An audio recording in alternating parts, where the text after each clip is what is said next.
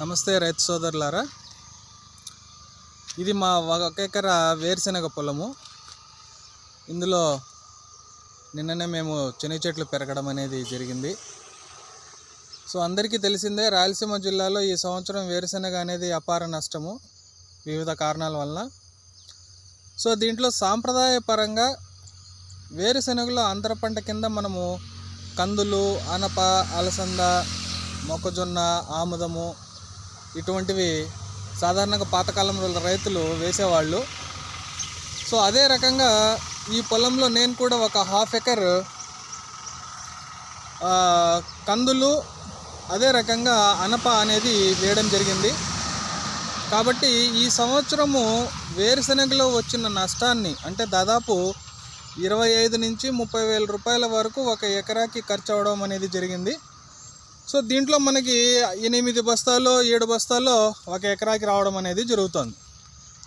So ఈ నష్టాన్ని భర్తీ చేయడానికి మనం వేసిన అంతర పంటలు అనేటివి ఉపయోగపడుతున్నాయి. సో మిగతా 1/2 ఎకర్లో కూడా ఉలవలు వేద్దాము అనేసి అనుకుంటున్నాం. తర్వాత ఈ 1/2 ఎకర్లో వేసిన కంది, అనపకు మధ్యలో సాల్లో మళ్ళీ పొద చిక్కుడు అనేది కూడా వేయడానికి ఆలోచిస్తున్నాము.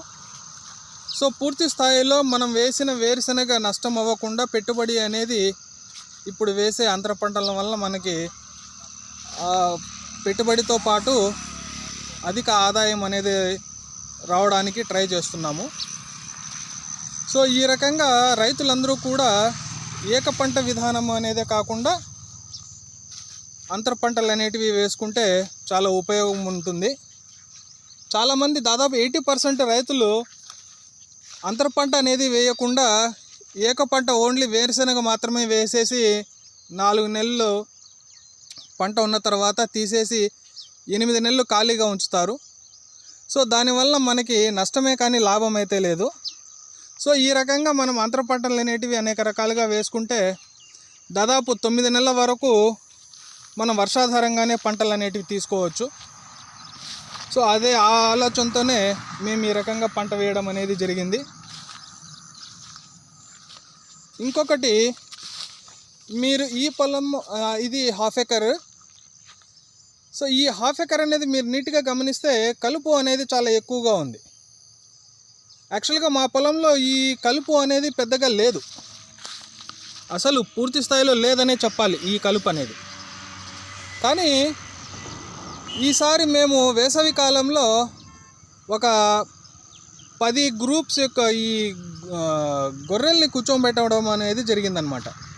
సో దీనివల్ల ఏమైందంటే గొర్రె పిసుకుల వల్ల మనకి ఈ విత్తనాలు అనేటివి ఎక్కువ మొత్తంలో పడి మనకి కలుపు అనేది వచ్చింది. సో అదే రకంగా పశువుల ఎరువు అనేది వేసుకున్నా కూడా వివిధ రకాల కలుపు విత్తనాలు అనేటివి మనకు రావడం అనేది జరుగుతుంది. కాబట్టి రైతులందరికీ కూడా కలుపు తీతకే ఎక్కువగా ఖర్చు అవుతుంది అంటే ఇదే ప్రధాన కారణం. అంటే అది గొర్రె పిసుగులు కానీ, లేదంటే గొర్రెల్ని కూర్చోబెట్టడం కానీ, మేకల్ని కూర్చోబెట్టడం కానీ, లేదంటే పశువుల ఎరువు అనేది వాడడం వల్ల మనకు ప్రధానంగా కలుపు సమస్య అనేది ఈ రకంగా రావడానికి ఆస్కారం. సో కాబట్టి దానికి కూడా ఆల్టర్నేట్ అనేది ఆలోచించాలి రైతు సోదరులు. సో రెండవది ఏంటంటే, వర్షాధారంగానే దీంట్లో ఈ మధ్య ఉన్న గ్యాప్స్లో పొద చిక్కుడు అనేది వేయాలనుకుంటున్నాం. కాబట్టి రైతు సోదరులు మీకున్న ఆలోచనలు కూడా పంచుకుంటారని, ఇందులో ఈ సీజన్లో మనం ఏమి వేస్తే వర్షాధారంగా మనకి ఆదాయం రావడానికి ఆస్కారం ఉంటుందో మీ సలహాలు కూడా ఇస్తారని ఆశిస్తున్నాను. ధన్యవాదాలు.